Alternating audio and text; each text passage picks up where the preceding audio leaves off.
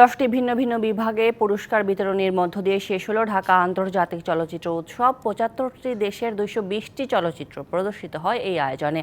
সমাপনী আয়োজনে প্রধান অতিথি ছিলেন সংস্কৃতি বিষয়ক উপদেষ্টা মোস্তফা সরওয়ার ফারুকী। 9 দিনব্যাপী রাজধানীর 6টি ভেন্যুতে উৎসব মুখর পরিবেশে চলে ঢাকা আন্তর্জাতিক চলচ্চিত্র উৎসব 2025।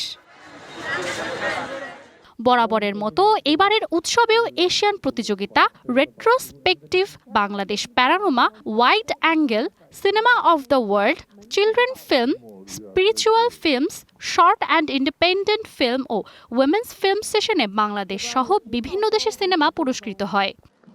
Mr. Liu Xiaoping, Cultural Counselor from Chinese Embassy. Bangladesh প্যানোরামার ট্যালেন্ট সেকশনে 3টি সিনেমা পুরস্কৃত হয়। তার মধ্যে অন্যতম হল পৈতৃক ভিটা ও ফুলেরা পোশাক পরে না। নিউ সানসিল্ক ব্ল্যাক শাইন, নজর কাড়া শাইনি চুলের নাম্বার 1 চয়েস।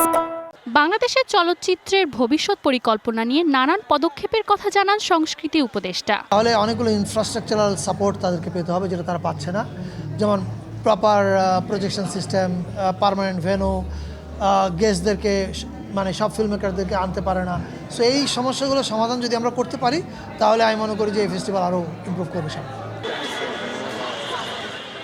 নান্দনিক চলচ্চিত্র, মননশীল দর্শক ও আলোকিত সমাজ স্লোগানকে সামনে রেখে শুরু হওয়া 23শ ঢাকা আন্তর্জাতিক চলচ্চিত্র উৎসব শেষ হলো আজ।